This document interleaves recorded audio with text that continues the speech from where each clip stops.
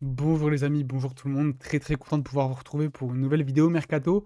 Puisque oui, avant l'Euro, le mercato bat son plein. Des nouvelles rumeurs chaque jour. Il y en a qui m'intéressent, d'autres pas du tout. Donc c'est pour ça que voilà, il y a plus ou moins de vidéos sur la chaîne selon les périodes. Voilà, là il y a deux rumeurs. J'ai pris deux rumeurs qui m'intéressaient pas mal pour les commenter et voilà, en discuter assez tranquillement, voir les pour et les contre pour chacune des parties. On a pris du coup la rumeur de Alexandre Lacazette qui serait en bonne voie pour rejoindre l'Arabie Saoudite et de Nicolo Zaniolo pour rejoindre Villarreal en Liga. Une rumeur Liga, une rumeur Liga, vous commencez à connaître un petit peu le truc. Euh, et voilà. Je vous propose de démarrer directement avec donc Alexandre Lacazette qui serait en bonne voie pour rejoindre, je suis désolé d'avance, je vais l'écorcher, Al-Qadsiya en Arabie Saoudite. Qui serait apparemment, si j'ai bien compris, le nouveau géant là-bas, qui va un peu aligner aussi les sommes. Donc on va voir. Maintenant, pour remettre ça un petit peu dans le contexte, Alexandre Lacazette, il sort d'une saison pleine, 2700 minutes, voilà, 35 matchs au total, 22 buts, 5 passes décisives. Statistiquement, c'est une saison pleine.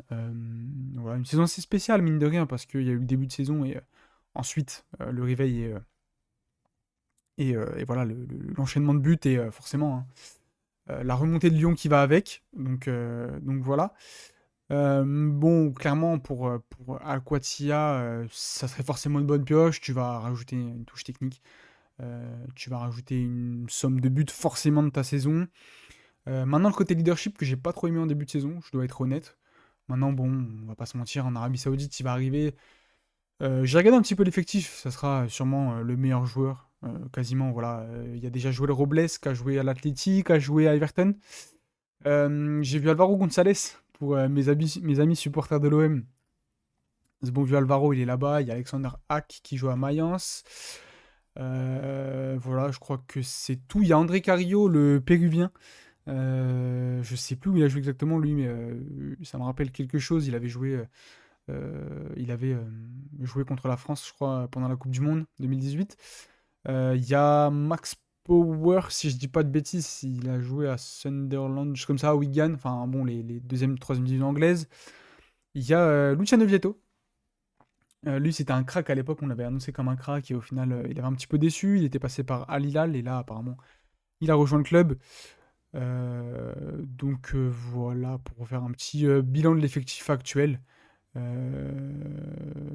J'ai pas envie de dire plus de bêtises que ça. J'avoue qu'il y en a. Kevin Rodriguez qui joue à Braga, je crois, si je dis pas de bêtises. Donc il y a 2-3 joueurs assez intéressants, mais bon, c'est pas l'effectif du siècle, clairement.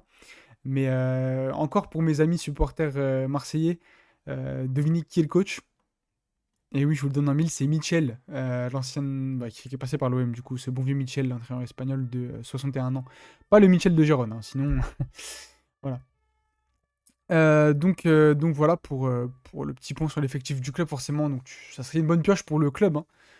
Pour en revenir à nos moutons, ça serait une bonne pioche pour le club. T'ajoutes une somme de but qui est pas négligeable, forcément. Voilà, hein. Pour le joueur, pour Alexandre Lacazette, bah écoutez, il va prendre un salaire de fou. T'as 33 ans, tu viens de fêter tes 33 ans là il y a quelques jours.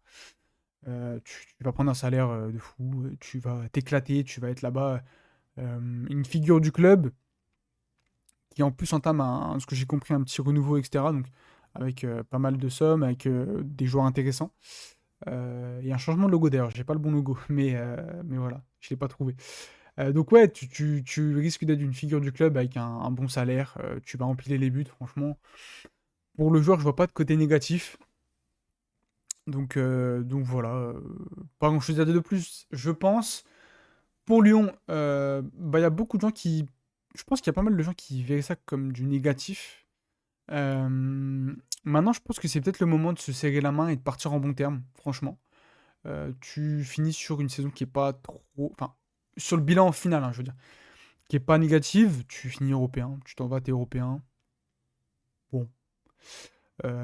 Tu resteras comme une légende de ce club. Enfin, une légende peut-être... Bon, ça serait intéressant d'avoir le débat, mais bon, en tout cas, une très grande figure de ce club.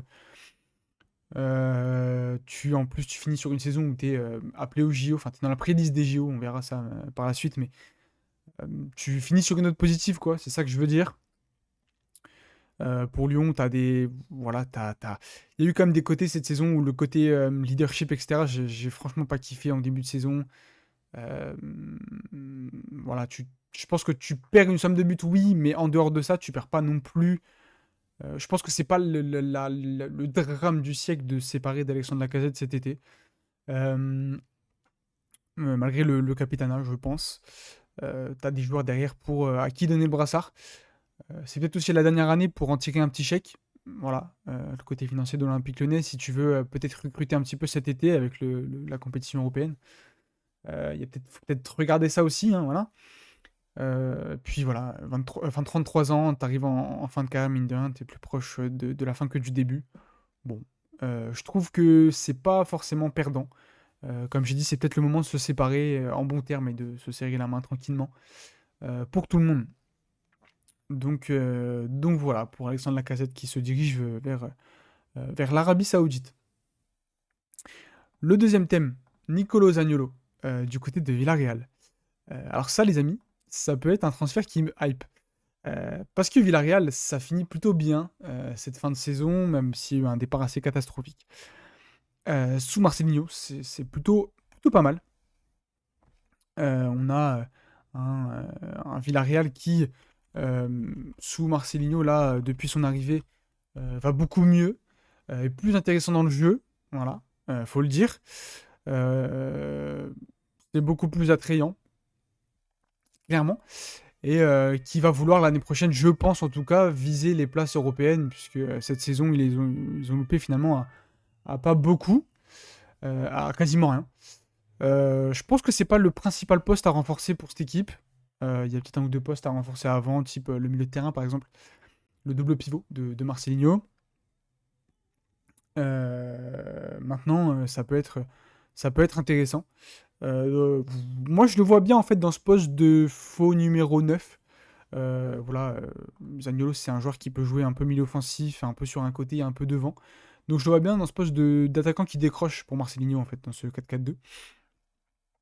Avec Gérard Moreno, Alexander Sorloth avec eux. Ça pourrait être intéressant, franchement. Maintenant, faudrait voir le prix, voilà, c'est ça. Faudrait voir le prix. Euh, pour Villarreal, c'est forcément, enfin, à mon avis, en tout cas, c'est une bonne pioche. Ça serait une bonne pioche. Ça serait une belle arrivée, voilà. Une arrivée plutôt intéressante, qui t'apporterait un petit peu de diversité en fait dans tes choix. C'est ça, moi, qui m'intéresse. Je pense que là, actuellement, à Villarreal, il n'y a pas un attaquant qui a le profil de Nicolo Zaniolo, la capacité d'une part, à presser, à faire quelques efforts, et d'autre part, à te garder le ballon, mais avec cette touche technique. Parce que Sorloth, il sait le faire, mais il y a des moments où c'est un peu juste, un peu. Pas pato, mais voilà, Sorloth, je le préfère vraiment devant le but. Même si je dis pas qu'il faut voilà, je réduis pas Sorloth à une touche de balle et frappe. Non, non, pas du tout.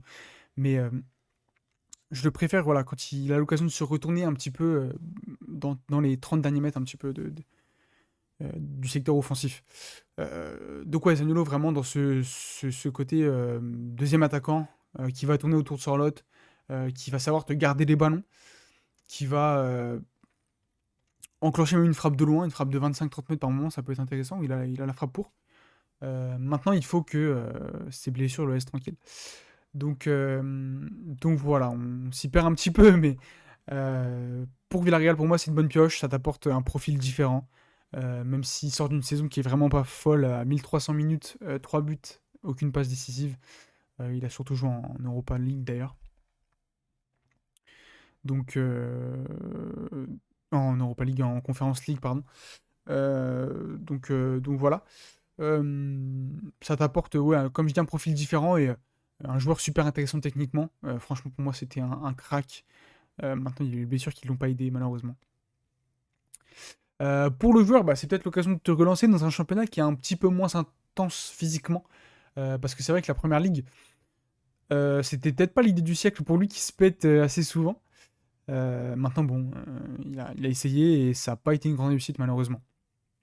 Donc, ouais, la possibilité de se relancer dans un cadre où t'as pas énormément de pression, mais où tu joues quand même quelque chose. Il y a des ambitions à Villarreal, donc il y a quand même quelque chose à jouer. Un club qui a quand même des joueurs, ouais, il va jouer avec des très bons joueurs autour de lui, donc ça peut que aider, franchement, hein.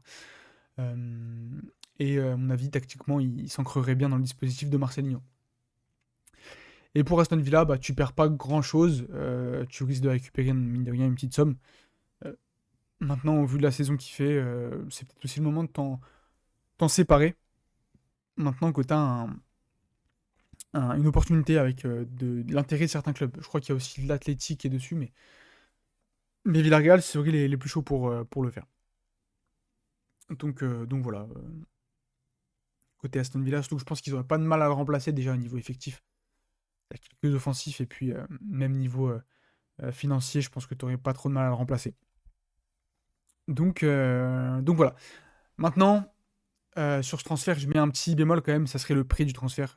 Pour moi, 20 millions au vu du physique, du nombre de fois où il se blesse. Je sais pas si je fais pour Villarreal parce que t'es quand même. Sans dire que t'as le même budget qu'un club de Détroit espagnol, t'es pas. Voilà, t'es pas un puissant fond. Donc je sais pas si 20 millions je fais.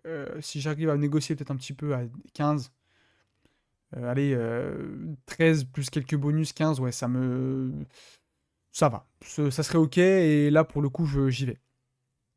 J'y vais directement. Donc voilà, je pense que c'est un profil qui peut beaucoup t'apporter en Liga, en général, en fait. Même je vois à l'Atleti, tu vois, à l'Atleti, ça m'intéresserait aussi, franchement, à l'Atleti, je le prendrais aussi, je pense. Euh, ça serait pas mal. Donc voilà, pour Nicolas Zaniolo à Villarreal, je pense qu'on a été complet sur les deux petites rumeurs. Voilà, on reparlera Mercato forcément, même si ces deux mouvements-là ne sont pas officiels. Voilà, on donne notre avis un petit peu avant, et puis comme ça, une fois qu'ils ressortent, enfin une fois que si c'est officiel à un moment, et ben voilà, on peut directement ressortir la petite vidéo. Et, euh, et voilà. Les amis, n'hésitez pas dans l'espace commentaire à me donner votre avis sur ces mouvements, sur ce que vous en pensez, si c'est des bonnes idées, des bonnes pioches ou non, ou pas du tout. De n'importe quel côté d'ailleurs. Le petit like, ça me régale, comme d'habitude, vous savez. Le petit abonnement pour suivre un petit peu tout ce qui va se passer sur la chaîne, entre le mercato et l'euro là. Forcément, pas mal de choses qui arrivent. Et voilà. Sur ce, je vous dis à très bientôt. Ciao.